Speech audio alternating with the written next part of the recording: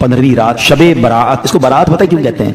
आपने जुमला सुना होगा, बाइज्जत बरी हो गया। हदीस पाक में आता है जब शाबान की 15वीं रात आए तो इस रात क़याम करो, यानी इस रात इबादत करो। आका फरमाते फिर दिन को रोजा रखो। तो बेशक इस रात सूरज गुरूब होते ही अल्लाह पाक अपनी शान के मुताबिक आसमान दुनिया पर तजल्ली फरमाता है और इरशाद फरमाता है, अला मिन मुस्तगफिरिन ली फअगफिर लहू, है कोई मुझसे मगफिरत मांगने वाला कि उसे माफ कर दूं? अला मुस्तरज़िकुन फअरज़ुकहू, है कोई रिस्क मांगने वाला कि उसे रिस्क अता कर दूं? अला मुब्तला फउआफियहू, है कोई परेशान हाल कि मैं उसकी परेशानी दूर फरमाऊं? है कोई ऐसा? तुलूए फजर तक यूं ही ऐलान होता रहता है। पता है इस रात कितने बख्शे जाते हैं? हदीस पाक में आता है अल्लाह करीम कबीलाए बनी कल्ब की बकरियों के बालों की तादाद के मुताबिक गुनाहगारों को जहन्नम से आजाद फरमाता है। हमें से कौन है जो अपने सर के बाल गिन नहीं सके? They are not able to count our own hair. अपने सर के बाल नहीं गिन सकते, एक बकरी के बाल नहीं गिन सकते। कबीला बनी कल्ब के बारे में आता है हजारों बकरियां पालता था, वो सबसे बड़ा कबीला था जो सबसे ज्यादा बकरियां पालता था। इसका मतलब करोड़ लोग बख्शे जाएंगे। मगर हदीस पाक में चंद बदनसीबों का जिक्र है कि जो नहीं बख्शे जाएंगे। फरमाया शराबी नहीं बख्शा जाएगा, माँ बाप का नाफरमान नहीं बख्शा जाएगा, जिना का आदी नहीं बख्शा जाएगा, रिश्ते तोड़ने वाला नहीं बख्शा जाएगा, तस्वीर बनाने वाला, ये जो अपने हाथ से तस्वीरें बनाते हैं, मुजस्समे बनाते हैं, नहीं बख्शा जाएगा, चुगलखोर नहीं बख्शा जाएगा। एक और रिवायत के मुताबिक नजूमी, ये जो काहिन होते हैं, ये नहीं बख्शे जाएंगे, जादू टोना करने वाला नहीं बख्शा जाएगा, तकब्बुर वाला लिबास पहनने वाला नहीं बख्शा जाएगा, मुसलमान से बिला इजाजत शरीफ बुग़्ज़ व कीना रखने वाला, दुश्मनी छुपाने वाला, दिल में बुग़्ज़ रखते हैं, वो भी नहीं बख्शा जाएगा। जरा गौर कीजिए, कहीं ऐसा ना हो करोड़ों बख्शे जाए और मेरी किसी बुरी आदत की वजह से मैं फंस जाऊं और मेरी बख्शिश ना हो। मेरे प्यारे इस्लामी भाइयों, अल्लाह बड़ा करीम है, वो तौबा कबूल करने वाला है। ये बहुत बड़े गुनाह हैं। इससे ये भी अंदाजा होता है कि जब इतनी बड़ी इनायत, इतनी बड़ी मग़फ़िरत है, ये कितने बड़े गुनाह हैं। तो मेरे प्यारे इस्लामी भाइयों, हमें तौबा करनी है। हज़रत सैयदना अबू हुरैरा रज़ियल्लाहु तआला से मरवी है कि सरकार मदीना, सरकार मक्का मुकर्रमा सल्लल्लाहु तआला अलैहि वसल्लम का फरमाने अज़मत निशान है, अल्लाह अज़्ज़ा वजल के कुछ सय्याह यानी सैर करने वाले फरिश्ते हैं, जब वो महाफिले जिक्र के पास से गुजरते हैं तो एक दूसरे से कहते हैं यहाँ बैठो। जब ज़ाकिरीन यानी जिक्र करने वाले दुआ मांगते हैं तो फरिश्ते उनकी दुआ पर आमीन कहते हैं। जब वो नबी अलैहिस्सलाम पर दुरूद भेजते हैं तो वो फरिश्ते भी उनके साथ मिलकर दुरूद भेजते हैं, हत्ता कि वो मुंतशिर हो जाते हैं। फिर फरिश्ते एक दूसरे को कहते हैं कि इन खुशनसीबों के लिए खुशखबरी है कि वो मग़फ़िरत के साथ वापस जा रहे हैं। सुभान अल्लाह, सुभान अल्लाह। इस हदीस से क्या सीखने को मिला नाज़रीन? कि जिन महाफिल में अल्लाह और उसके रसूल का जिक्र होता है, अल्लाह के जिक्र के साथ साथ नबी पाक पर दुरूद व सलाम पढ़ा जाता है, वो नशिस्तें, वो महफिलें, वो हल्के मग़फ़िरत के हल्के हैं, वो मग़फ़िरत की गैदरिंग्स हैं। अल्लाह करे कि हम ऐसी जगहों पर जाए जहां अल्लाह और उसके रसूल का जिक्र होता हो। जब दोस्त मिलकर बैठे तो जिक्रुल्लाह कुछ करें, अल्लाह के हबीब अलैहिस्सलाम पर दुरूद भेजें और ये बरकतें हासिल करें। और एक और बात सीखने को मिली नाज़रीन कि अच्छे बंदों की सोहबत भी बड़ी अच्छी होती है। अल्लाह के नेक बंदों के साथ बैठना मग़फ़िरत का सबब बन जाता है। पंजाबी शायर बड़ी प्यारी बात लिखते हैं ना, मुझे और आपको अपनी गैदरिंग्स चेक करनी है, अपना फ्रेंड सर्कल चेक करना है कि हमारा उठना बैठना किन लोगों में है। वो कहते हैं भले बदे दी सोहबत यारों, जिवें दुकान अत्तारा, सौदा भावे मुल्ले न लइए हुल्ले आन हजारा। वो कहते हैं कि अच्छे बंदे की जो सोहबत है ना, वो इत्र वाले की दुकान की तरह है, परफ्यूम शॉप की तरह है। आप पैसों से इत्र खरीदे ना खरीदे, खुशबू फिर भी आ जाती है, सैंपल फिर भी लगा दिया जाता है। यानी बेनिफिट ही होता है नेक लोगों की सोहबत में बैठने का। लेकिन जो लोग बुरे लोगों के साथ बैठते हैं, उधर अगला पार्ट सुनिए। वो शायर लिखते हैं बुरे बंदे दी सोहबत यारों, जिवें दुकान लोहारा, कपड़े पावे कुंज कुंज पहिए, चिंगा पैन हजारा। वो कहते हैं कि जो बुरे लोग होते हैं ना, अल्लाह के नाफरमान होते हैं, उनकी सोहबत ऐसी है, उनका करीब जाना ऐसा जैसे आप लोहार की दुकान पे चले जाएं। कपड़े कितने ही बचा लें, लोहार की दुकान पर चिंगारियां उड़ती हैं और वो कपड़ों में सुराख कर ही देती है। जो लोग कहते हैं ना मैं दोस्तों के साथ बैठता हूं, मैं शराब नहीं पीता, वो पीते हैं, मैं जुआ नहीं खेलता, बस दोस्त खेलते, मैं तो कंपनी देता हूं। नहीं नाज़रीन, हमें ऐसे लोगों के साथ नहीं बैठना जो अल्लाह की नाफरमानी करते हैं। हमें उन जगहों पर जाना है कि जहां जाने से मग़फ़िरत की खैरात मिल जाए, उन नेक लोगों पर रहमतें बरसे और उसका हिस्सा हमें मिल जाए। तो ये हदीस का पैगाम भी आपको देना था। और अब चलते हैं पैगाम कुरान की। आज का जो टॉपिक है वो बड़ा ही निराला है और बड़ा ही अनोखा है, कबूलियत दुआ का मकाम। वो कौन सा मकाम था कि जहां पर अल्लाह के नबी की दुआ कबूल हुई? सुभान अल्लाह। इस्लामी तारीख का एक ऐसा किरदार हजरत ईसा अलैहिस्सलाम की वालिदा हजरत मरियम रज़ियल्लाहु ताला अन्हा का है कि जब जब उनके हालात जिंदगी पढ़ते हैं अकल हैरान हो जाती है। आइए कुछ अमेजिंग मालूमात आज के प्रोग्राम में आपको देने की कोशिश करते हैं। हजरत ईसा अलैहिस्सलाम की वालिदा माजिदा हजरत मरियम रज़ियल्लाहु ताला अन्हा के वालिद का नाम इमरान और माँ का नाम हना था। जब बीबी मरियम अपनी माँ के शिकम में थी, पेट में थी, उस वक्त उनकी माँ ने यह मन्नत मान ली थी कि जो बच्चा पैदा होगा उसको बैतुल मुकद्दस की खिदमत के लिए आजाद कर दूंगी।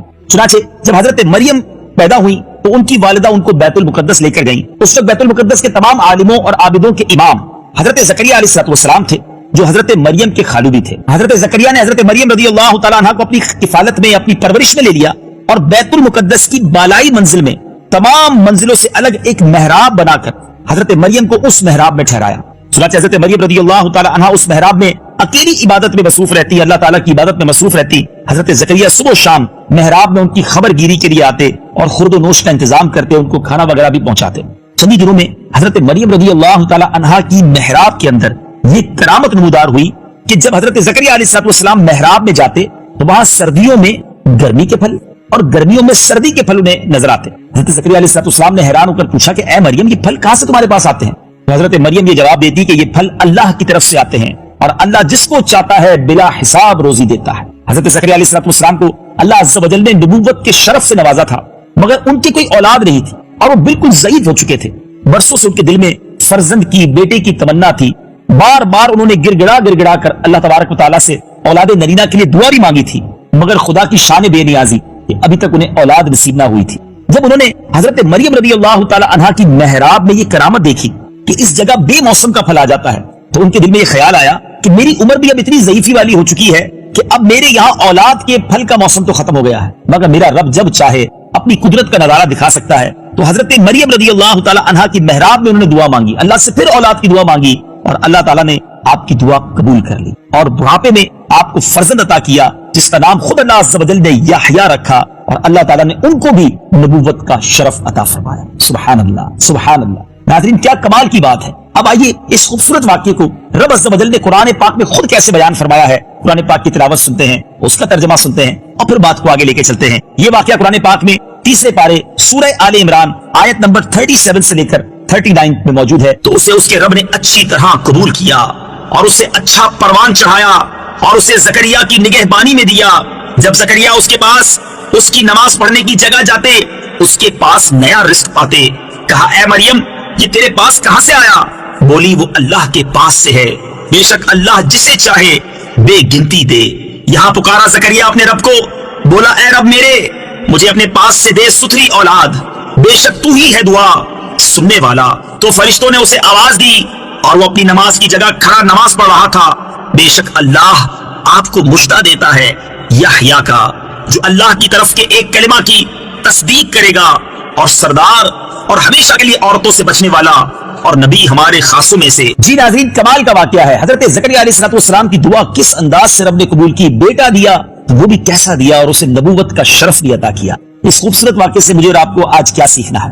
پہلی بات جو علماء نے لکھی کہ اس واقعے سے کیا معلوم ہوا کہ حضرت مریم رضی اللہ تعالی عنہا صاحب کرامت اور مرتبہ ولایت پر فائز ہیں, کیونکہ خدا کی طرف سے ان کی محراب میں پھل آتے تھے, اور وہ بھی جاڑوں کے یعنی سردیوں کے موسم میں گرمیوں کے پھل, گرمیوں کے موسم میں سردیوں کے پھل. یہ ان کی ایک عظیم و شان کرامت ہے جو ان کی ولایت کی شاہد ہے. اور یہاں ایک اور بات بڑی کیٹیگوریکلی کلیئر ہو جاتی ہے کہ اللہ کے ولیوں کی کرامت کا ثبوت تو قرآن سے موجود ہے. حضرت مریم نبی تو نہیں تھی نا, وہ تو ولیہ تھی, نیک خاتون تھی. تو جب قرآن ذکر کر رہا ہے, یہ واقعہ آپ نے سنا, قرآن میں بھی تلاوت سنی آپ نے, جب قرآن اللہ اپنے نیک بندوں کے بارے میں خود ہمیں قرآن کے ذریعے بتا رہا ہے کہ ان کی کرامتیں پاسبل ہیں, تو اگر آج کوئی کسی اللہ کے ولی کی کرامت کو بیان کرتا ہے تو اس میں کوئی کانفلکٹ نہیں ہے. کرامت کا ثبوت تو قرآن سے موجود ہے نا ناظرین. اور اسی طرح ایک اور بڑا خوبصورت واقعہ آپ نے سنا ہوگا کہ حضرت سلیمان علیہ السلام جب ملکہ بلقیس کا تخت لانا چاہتے تھے تو ملک شام سے یعنی مصر سے وہ بہت دور تھا, ہنڈریڈز مائلز دور تھا, اور بہت بڑا تخت تھا. مگر قرآن کہتا ہے نا کہ آپ کے ساتھ بیٹھے ہوئے ایک ایسا شخص جس کے پاس کتاب کا علم تھا, ان کے بارے میں بتایا جاتا ہے ان کا نام آصف بن برخیہ تھا, اور انہوں نے کہا تھا کہ حضور میں آپ کے پلک جھپکنے سے پہلے وہ تخت یہاں لا سکتا ہوں, اور ایسا ہی ہوا. قرآن میں اس کا ذکر ہے. تو اب بتائیے نا کہ جب قرآن اولیاء کرام کی, اللہ تعالیٰ کے نیک بندوں کی کرامتوں کو ذکر کر رہا ہے تو پھر ہمیں کیا پرابلم ہے؟ اللہ تعالیٰ جسے چاہے جو اختیار دے. مگر اس کرامتوں کے بارے میں جو کنفیوژن پیدا ہو جاتی ہے وہ میں آج کلیئر کر دیتا ہوں. بیسیکلی اگر کوئی شخص یہ سمجھتا ہے کہ اگر اللہ کا کوئی ولی, صحابی رسول یا نبی جو اس طرح کی کرامت یا اس طرح کی کوئی مدد فرماتے ہیں وہ اپنی طرف سے فرماتے ہیں تو یقیناً یہ شرک ہے. لیکن اگر کوئی یہ سمجھتا ہے کہ اللہ کی عطا سے, اللہ کی مہربانی سے اللہ تعالیٰ انہیں کچھ عطا فرماتا ہے, یہ کمالات, اور وہ اس طرح کی کرامتیں دکھاتے ہیں, اللہ کی عطا ہے نا, اللہ چاہتا ہے تو یہ کرتے ہیں, تو اس میرا خیال ہے کوئی کنفیوژن نہیں ہونی چاہیے. اب آتے ہیں اس خوبصورت واقعے سے ایک اور سبق کیا ملا کہ اللہ تعالیٰ کے بندے یا اللہ والیاں جہاں عبادت کریں وہ اس جگہ اس قدر مقدس ہو جاتی ہے کہ وہاں رحمت خداوندی کا نزول ہوتا ہے. اور وہاں پر دعائیں قبول ہوتی ہیں. اللہ کے نبی کا یہ عمل ہمیں بتا رہا ہے کہ حضرت زکریا علیہ السلام پہلے بھی دعائیں کر چکے تھے, مگر ایگزیکٹلی اس محراب میں جا کر کیوں دعا کی؟ کہ ان کا یہ ماننا تھا کہ جہاں اللہ کے نیک بندے عبادت کریں وہاں رحمتیں نازل ہوتی ہیں. جہاں اللہ کے نیک بندے عبادت کریں وہ جگہ دعاؤں کی قبولیت کی جگہ بن جائے. تو جہاں اللہ کے نیک بندوں کے مزارات ہوں وہاں جا کر بھی اگر رب سے مانگا جائے تو انشاءاللہ اللہ بڑا کریم, مانگنا تو رب سے ہی ہے نا, انشاءاللہ رحمتیں ہوں گی, دعائیں قبول ہو جائیں گی. تو ایسے مقامات جو مقدس مقامات ہوں, جیسے دعا کے آداب میں بھی علماء نے لکھا کہ مکہ شریف میں جا کر دعا مانگے, دعا قبول ہوگی انشاءاللہ. اور کعبے کے سامنے جائے تو اور امپورٹنٹ ہے, اور برکت والی جگہ ہے. صفا مروہ جس کو اللہ نے اپنی نشانی قرار دیا وہ دعاؤں کی قبولیت کا مقام ہے. تو مکہ پاک اور مدینہ طیبہ تو پورا کا پورا ہی دعاؤں کی قبولیت کے مقام ہے. اور پھر وہ تمام جگہیں جن کا ذکر قرآن میں عزت کے ساتھ احترام کے ساتھ بیان ہوا, ان جگہوں پر جا کر دعائیں مانگیں, اولیاء کرام کی قرب میں جا کر دعائیں مانگیں تو ضرور انشاءاللہ دعائیں قبول ہوں گی. اور ایک اور بات بھی سیکھنے کو ملی ناظرین, بظاہر تو حضرت زکریا علیہ السلام بہت ضعیف ہو گئے تھے. ایک طرح سے انسان اس عمر میں جا کے مایوس ہو جاتا ہے, مگر آپ نے ہمت نہیں ہاری, آپ نے دعا کی, اللہ کی رحمت سے مایوس نہیں ہوئے. بہت سارے ناظرین ایسے ہوتے ہیں جو اگر کسی مشکل میں آ جائے نا اب مایوس ہو جاتے ہیں کہ نہیں جناب میرا تو مسئلہ حل ہی نہیں ہو سکتا, میں تو اتنی بڑی پرابلم میں آ گیا, اب میں نکل ہی نہیں سکتا, اب میرے لیے ناممکن ہے اس پرابلم سے باہر آنا. ہو سکتا ہے اس وقت مجھے کوئی بیمار دیکھ رہے ہوں, پریشان حال دیکھ رہے ہوں, قرضے میں ڈوبا میرا کوئی بھائی مجھے دیکھ رہا ہو, یا گھریلو پریشانیوں میں کوئی ڈوبا ہوا شخص دیکھ رہا ہو. ایک بات سمجھیے ناظرین, میری اور آپ کی جو پرابلم ہے نا وہ ہمارے لیے بہت بڑی ہے مگر وہ اللہ کے لیے بہت بڑی نہیں ہے. ان اللہ علی کل شیء قدیر, میرا رب جو چاہے وہ کر سکتا ہے. میں اور آپ سمجھ رہے ہیں نا کہ پرابلم یہ پاسبل ہی نہیں ہے. نہیں ناظرین, میرے اور آپ کے لیے پاسبل نہیں ہے, رب کے لیے تو پاسبل ہے نا. وہ ہمارا جب مددگار بن جائے, ہم اس سے دعا مانگے, اس کی بارگاہ میں گر گڑائے, وہ کرم فرمائے, ہر مشکل سالو ہو سکتی ہے.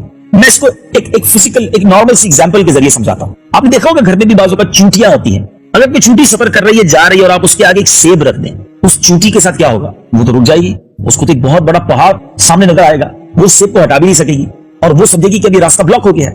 ایسا ہی ہے نا, اب آپ اسی سیب کو اٹھا کے جیب میں رکھ لیں, چونٹی کا راستہ کلیئر ہو گیا نا, پہاڑ جو اس کے سامنے تک حل ہو گیا, کلیئر ہو گیا. آپ کے لیے کیا تھا وہ سیب نارمل, چونٹی کے لیے کیا تھا پہاڑ. اب سمجھنے کی کوشش کریں, جو پرابلم میں اور آپ فیس کرتے ہیں نا, کبھی کبھی کوئی ڈیفیکلٹی سامنے آ جاتی ہے اور مایوسی کی طرف لوگ چلے جاتے ہیں, اسی وجہ سے خودکشیوں کی طرف چلے جاتے ہیں. نہیں ناظرین, یہ حرام موت ہے. دیکھیے میری اس ایگزامپل کو پھر سمجھیے گا, وہ سیب